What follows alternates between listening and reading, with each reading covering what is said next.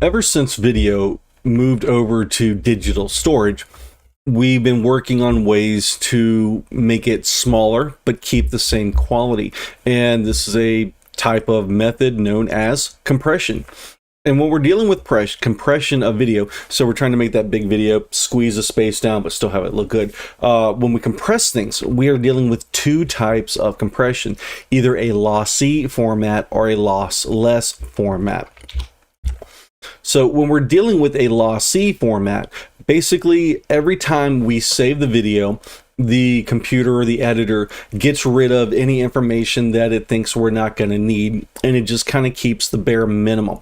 And so when you open up a file and you save it again, you compress it some more. You open it up, and when you save it again, you compress it some more. So over time, your original raw video, or the first time you shot it, is not going to look nearly as good as the most recent version of when you edited it and saved it. And so by compressing it and losing information, you're going to lose some detail. And so this is one of the things about making a copy. Every time you make a copy of something, not a straight up digital copy, but in the world of analog, where you would play something from one to the other, and there's an editing process.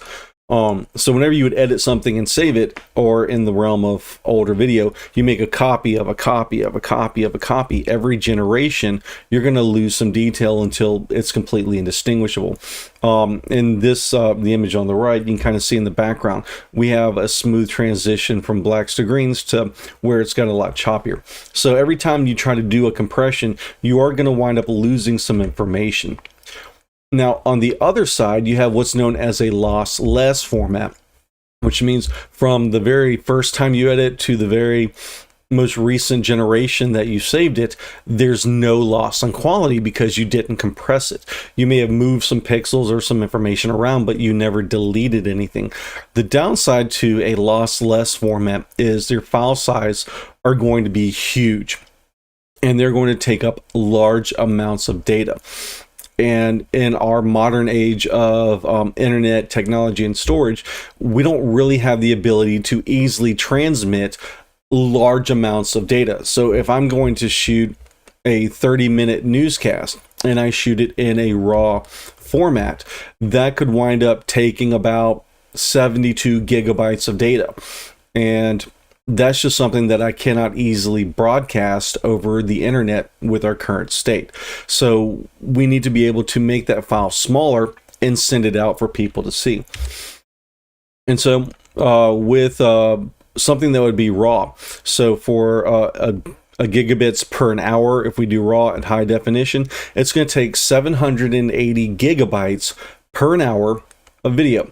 Now, if we go in and we compress it and delete some of the information, again, your quality is not going to look good, or it's not going to look great, but you can compress it. So we can compress it to a format to where you only use 43 gigs per an hour instead of 781.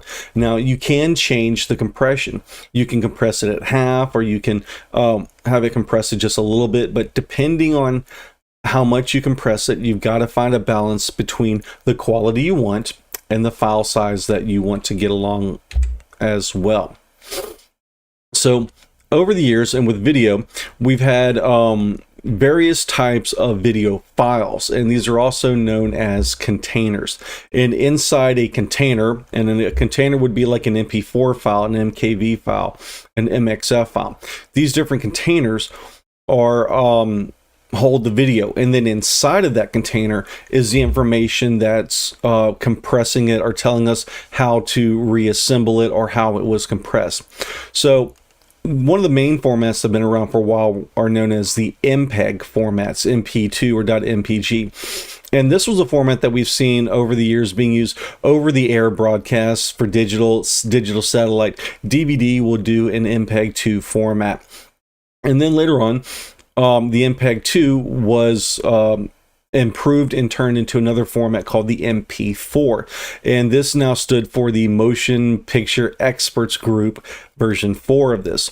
Another format that we've seen in professional use in digital cinema is a format known as the material exchange format, or the MXF.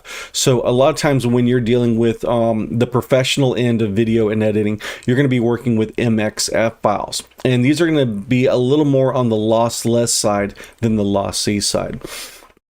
In recent years, we've seen the Matricosa multimedia container, or the MMC format, coming out, and you've probably seen these as an MKV file. And one of the things about this is it's an open standard, so anybody can use it. Whereas with the MXF, the MP4, the MPEGs, people hold copyrights on these video containers, and so they have a say of what can and cannot be done with them.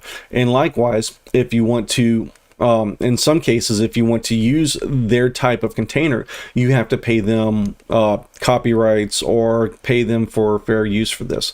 With the MMC, since it's an open standard, it's free for everybody. And this is one of the reasons why a lot of people will see the MKV format around. It's going to support various codecs, and the codecs is the technology that's used to compress a video. So you can have different types of compression all within the same type of container. And it also supports features for several streams. So you've got things like the video channel, the audio channel. This can embed subtitles. It can embed chapters. It can have multiple audio channels. So you could have an English, a French, a Chinese, Japanese, a Spanish version, all within this one type of video. And so the technology for these is getting better and more improved. Like with the MPEG 2, you can't really do an embed of multiple audio channels other than basic like left and right or channel 1 or 2. So the technology is getting better for types of video, types of compression. Now, one of the things that came out was a codec. And the codec, like I said, is what tells the computer how to shrink or compress a file, or how to read a compressed file. So back in around 2003, we had the codec known as the H.264. This was called an AVC, or the Advanced Video Coding.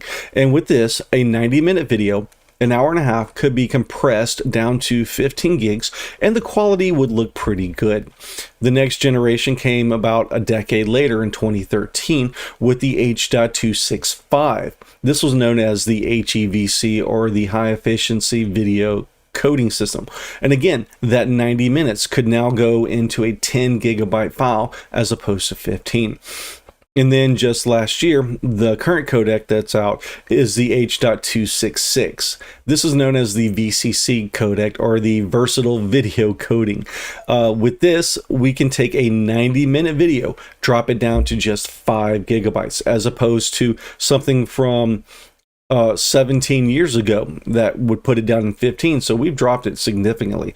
This codec can also incorporate 360-degree video. So this is something that we couldn't do before. They could just do a standard 2-dimensional video, whereas this current codec, you can do a recording sphere, and then you can go in and tell like the camera inside to look in one direction or to move around, or your operator, which would be you, could go in and look around in the 3-dimensional environment yourself. And having this higher codec in this new version was able to make that possible. So whenever we're trying to deal with video, we have to find a container to put it in, and also a codec to record it. And when we're doing this, when we compress it, you have to consider if you want RAW, which is going to be a lossless, uncompressed format, or if you want to compress it and have a lossy format. And with that, you've got to find the balance between what's a good image size versus what's a good file size for what's a good image quality.